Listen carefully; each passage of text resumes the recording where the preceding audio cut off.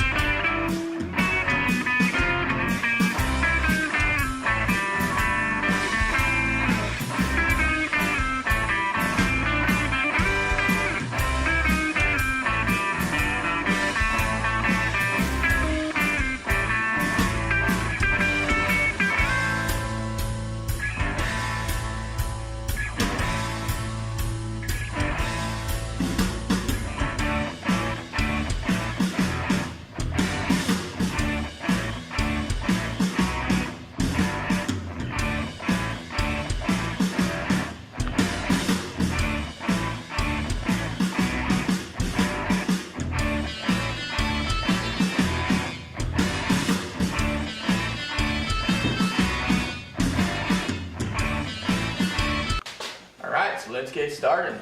My whole entire shop is a mess. This right here is one of my favorite tools. It's the Milwaukee pour band. If you're gonna want to fabricate, you're gonna need a good way to cut metal, and honestly, this is the best way that I like to cut metal is with a bandsaw. I need to get a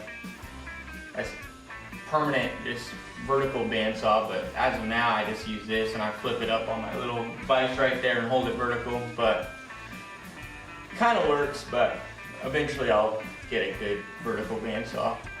So with bandsaw, my torch, which is in the corner that I kind of showed earlier, and then little hand grinders, and I also have a chop saw, the Evolution Rage 2. It actually, for the price, it's a really good saw. I highly recommend that one also. I haven't had any problems with it.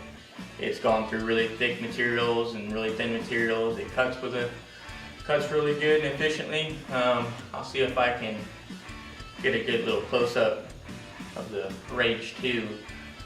And also I will post links in the description of all my little tools and stuff. So here's my trustworthy Miller-Matic 250. I love this thing. For being an old machine, transformer based, it always puts down good welds. Dialing the settings, really easy, and never get into the duty cycle. I think it has duty cycle like 70% at 200 amps, so I'll never touch that while being in my garage. So definitely, if you're going to be doing fabrication work, you want to invest in a good welder, not just a 110 little buzz box, because those things are garbage in my opinion.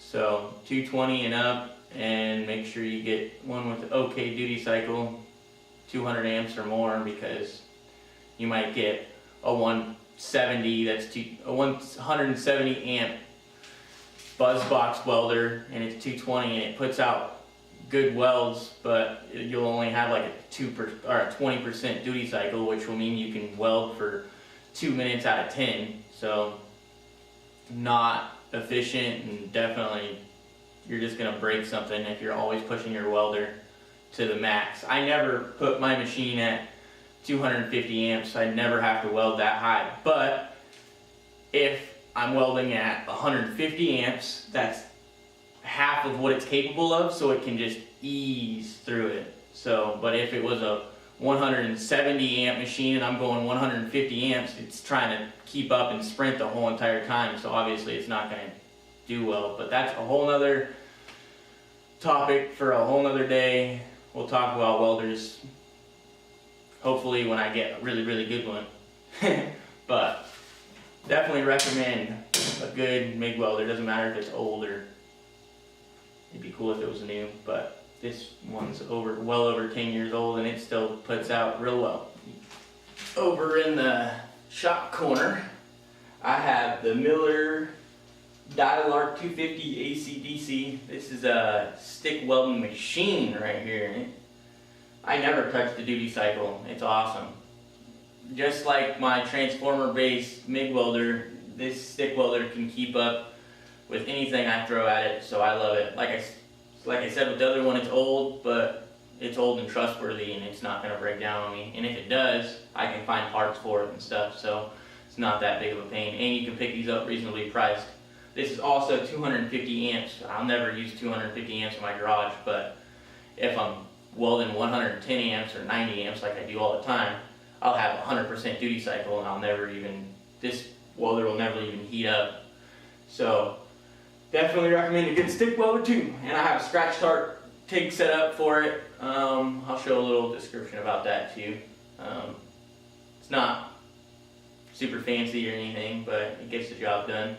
And then next to my stick welder, I have my torch. You can braze with that or cut with that. I mainly cut with it, but you're definitely going to want to invest in a plasma cutter or a torch if you're going to be doing fabrication work. This is my scratch start TIG setup that I have with the 17 style torch. It has a gas lens with it, and it's I just set my polarity on my stick welder that I showed you, and put the electrode holder on this power lug, and then I'm always live, which sucks sometimes and is kind of cool another. But I can't really adjust my heat. I kind of just set my heat to whatever I think is a good heat, and I just strike it just like stick and go on my merry way. I might make a video about scratch start TIG welding. It's kind of fun. It's kind of old school. A lot of pipe welders in the field use it, but nothing too fancy here. Just a little valve on the back and 330 CF cylinder.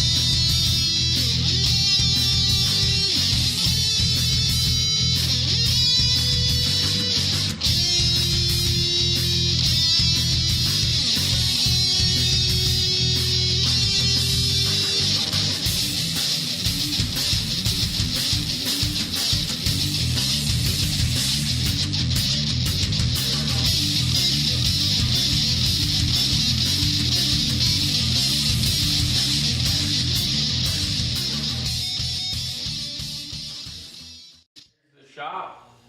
Hopefully I can go into like in-depth tour more. So now that it's all clean and stuff, it's a little bit more clean. It's not perfect, but way better than it was. Now I can finish my little projects that I need to do, and lots of videos to come. I have a few weeks off of work, so now I can bang them all out. So stay tuned.